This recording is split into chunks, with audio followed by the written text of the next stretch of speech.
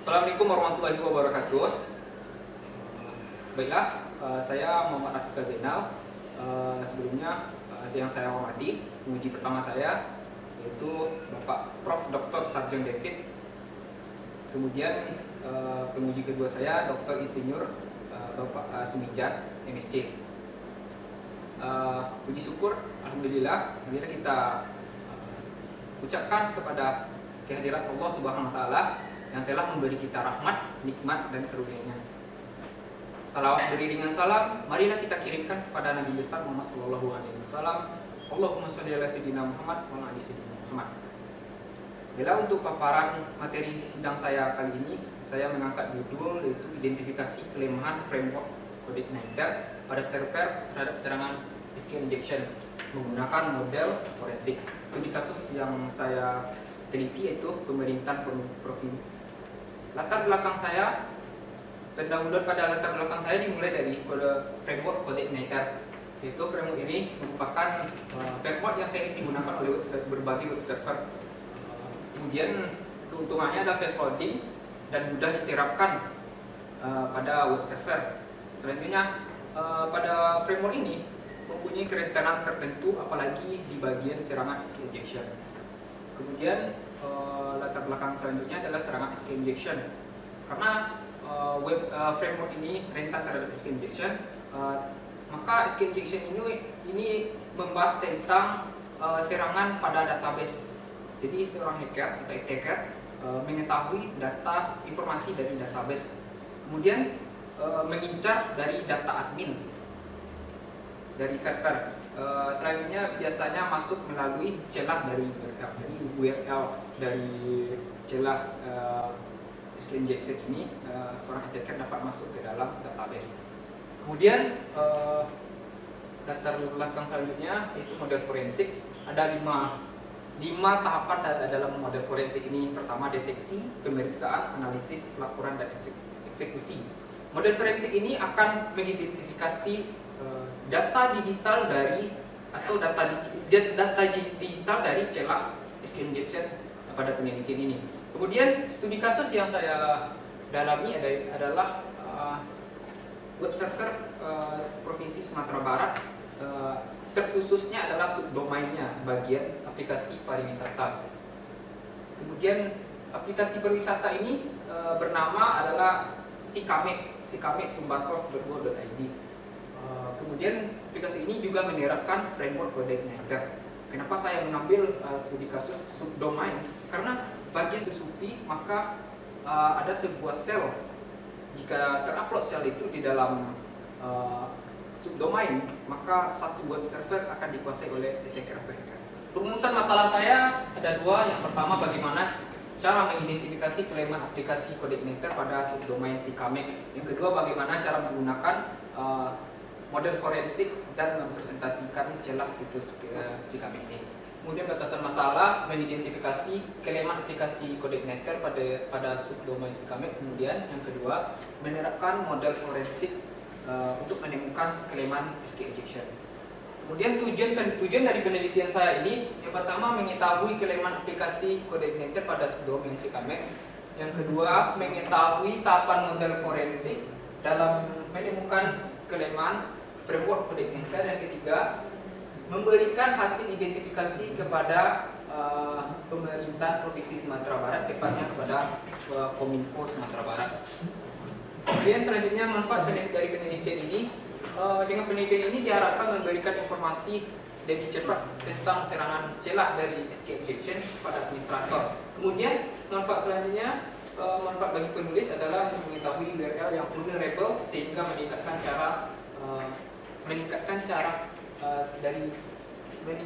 cara untuk mencari celah terbaru. Yang selanjutnya terakhir, memberikan masukan kepada administrator web tentang bagaimana cara mengamankannya. Landasan teori saya dimulai dari perkembangan teknologi,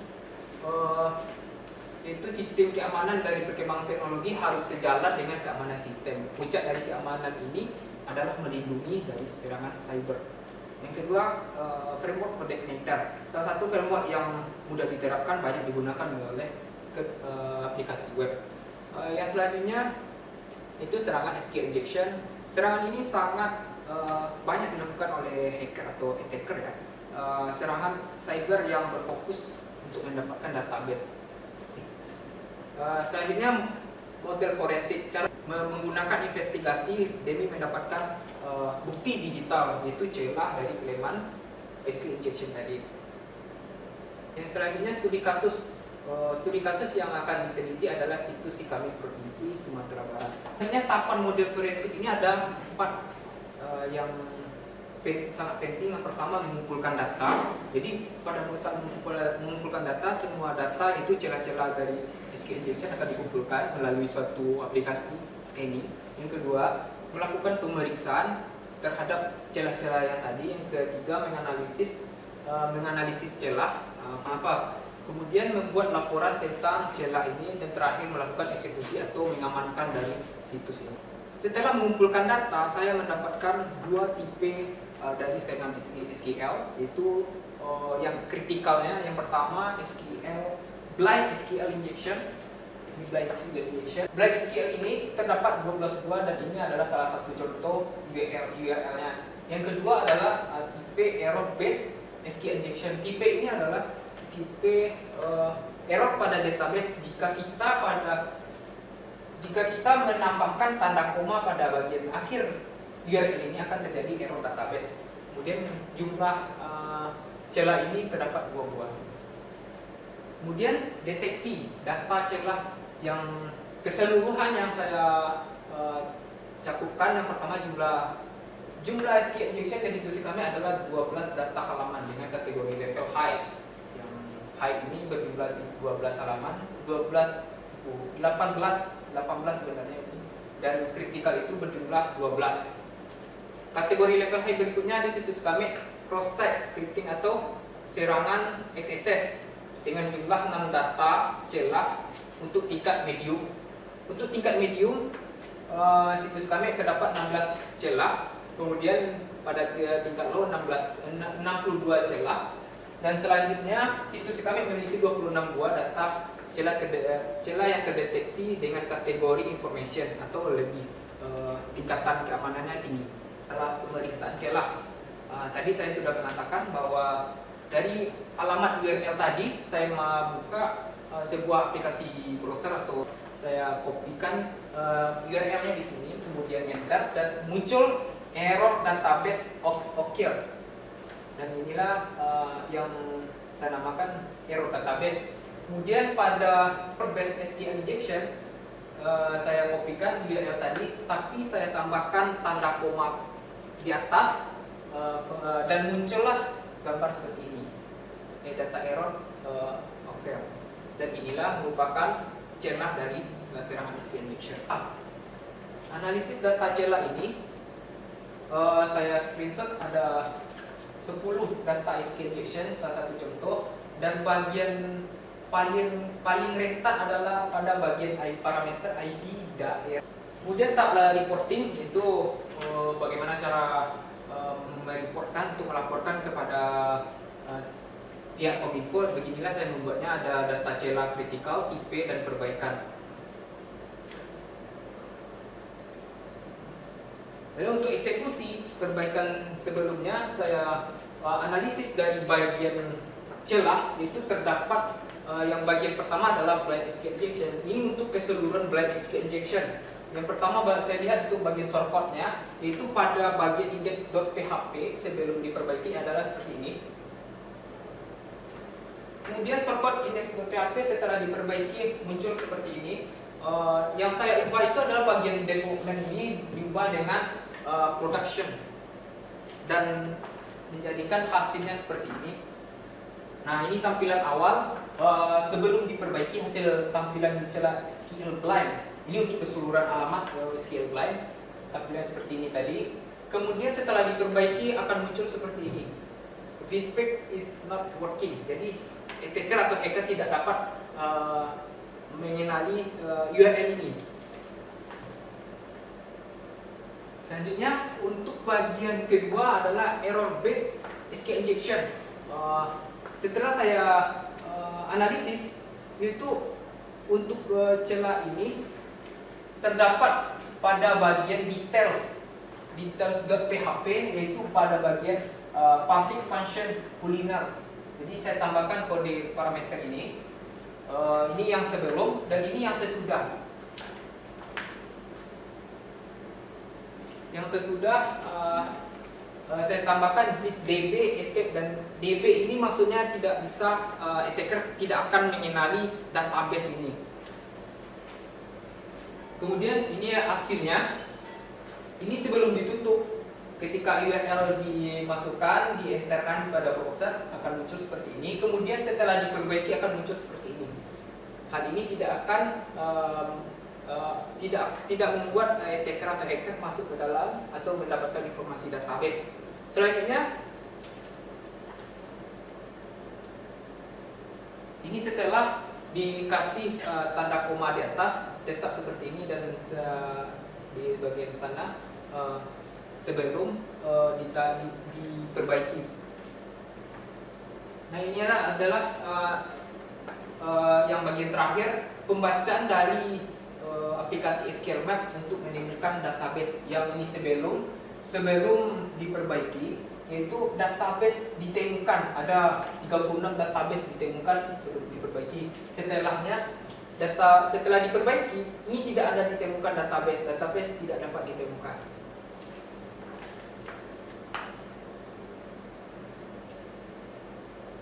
Dan ini pada peneliti ini ada tahap pengujian. Tahap pengujian pertama adalah menemukan halaman login pada situs Sikame. Jadi peneliti akan mencoba dari celah yang ada, peneliti akan mencoba masuk dan mendapatkan informasi dari database. Langkah pertama yang peneliti lakukan adalah menemukan halaman login pada situs Sikame, dan peneliti menggunakan aplikasi Opendoor, yaitu aplikasi Opendoor ini berguna untuk mencari direktori semua direktori pada aplikasi web, dan saya menemukan fokus saya pada bagian gambar setelah ini, yaitu setelah saya mencoba beberapa browser, itu saya berfokus pada expander ini. Jadi untuk bagian halaman login dari situs kami itu adalah sikame.sumberprof.co.id/expander. Kemudian saya cobakan beberapa contoh dari situs-situs yang tadi, dan rupanya pada bagian expander ini di-detect halaman login dari situs kami. Hasil menemukan halaman login, hasil pencarian halaman login itu sikame.sumberprof.co.id/expander, dan tampilannya adalah seperti ini. Tahap pengujian SQL Map itu tahap yang saya melakukan pengujian, yaitu menemukan database dan mendapatkan informasi database. Yang pertama, menemukan database pada web server Sikame, yaitu saya menemukan 36 database, dan database dari situs Sikame sendiri adalah sikame_sumber_db. Kemudian dari database tersebut saya mendapatkan tabel 78 tabel, ini contoh tabelnya, dan selanjutnya dari tabel ini fokus saya adalah tabel bagian user. Nah, ini bagian user ini, dan saya menggali informasi pada tabel user ini dan didapatkan kolom dari tabel itu, yaitu email, ID group, ID instansi, ID status, ID user, name, password, registration date, telepon, dan username, dan type-nya adalah sebagai ini. Nah, ini data dari ketika saya mendamping dari tabel user tadi, yaitu isinya email. Saya minta email, username, dan password. Dan ada juga dua user di sini, yaitu admin perkiptam@gmail.com dan Dimas Randa, kemudian badan.perbum. Dan ini adalah password yang bertipe MD5. Kemudian aplikasi SQL ini tidak dapat mendecrypt dari password ini karena tipenya adalah MD5. Kemudian hasil dari pengujian Sikame ini saya rangkum beberapa tabel, itu situsnya Sikame sumberprof.co.id, halaman loginnya tadi expander. Kemudian URL celah ini saya coba yang ini. Kemudian database yang dipilih Sikame sumber database kemudian tabel underscore user, kemudian kolom yang diminta email, user, dan password.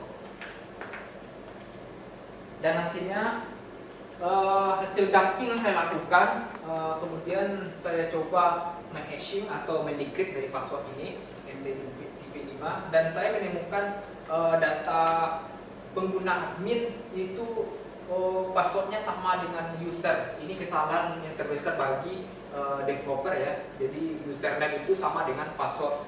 Metode yang saya gunakan adalah admin week. Kemudian kesimpulan dari penelitian ini, yang pertama, kelemahan dari situs e-commerce pemerintah Provinsi Sumbar terdapat dua buah SQL injection, yaitu blind SQL dan error based SQL. Terdapat 12 jenis URL dengan tipe blind SQL dan 2 jenis URL error based SQL. Kemudian yang kedua, model forensik mempunyai 5 buah tahapan yang dimulai dari detection, examination, analysis, detection, analysis, reporting, dan terakhir execution. Yang ketiga, hasil identifikasi celah yang telah diperbaiki dengan tepat dan diterima oleh pihak Kominfo Sumatera Barat sebagai penanggung jawab situs. Baiklah, demikianlah presentasi saya. Saya ucapkan terima kasih.